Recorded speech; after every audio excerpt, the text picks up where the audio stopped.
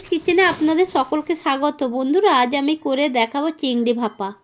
চিংড়ি ভাপাটা কীভাবে করি দেখতে থাকুন। প্রথমে চিংড়ি মাছটাকে খোসা টোসা ছাড়িয়ে পরিষ্কার করে ধুয়ে নিয়েছি। তারপরে তার মধ্যে একটু লবণ আর হলুদ গুঁড়ো দিয়ে দিলাম, আর দিলাম কাজু, চারমগজ, পোস্ত বেটে রেখেছিলাম, সেই চারমগজ বাটাটা দিলাম।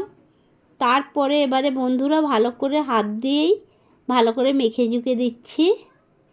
এরপরে বন্ধুরা এর মধ্যে দিয়ে দিচ্ছি সর্ষে বাটা। সর্ষে বাটাটা কাঁচা লঙ্কা আর একটু লবণ দিয়ে বেটে রেখেছিলাম সর্ষে বাটা দিয়ে এবার বন্ধুরা শেষে দিয়ে দিলাম একটু টক দই দিয়ে তারপর ভালো করে ম্যারিনেট করে নিলাম। হ্যাঁ বন্ধুরা, আধ ঘন্টা রেখেছিলাম।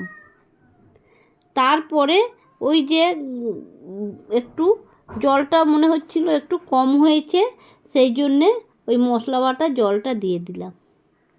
দিয়ে এর মধ্যে চেরা কাঁচা লঙ্কা ভালো করে সাজিয়ে দিলাম, এক এক করে উপর দিয়ে সাজিয়ে দিলাম। এরপরে দিয়ে দিলাম ধনিয়া পাতা কুচিটাকেও ভালো করে সাজিয়ে দিলাম। এরপরে বন্ধুরা দিয়ে দিচ্ছি কাঁচা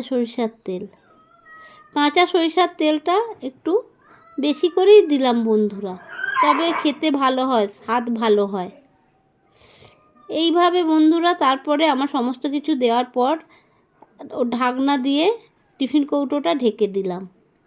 তারপরে একটা কড়াইয়ের মধ্যে কিছু জল নিয়ে একটু ভাপাতে দিয়েছিলাম টিফিন কৌটোটা। আমার মোটামুটি ভাপানো হয়ে গেছে বন্ধুরা।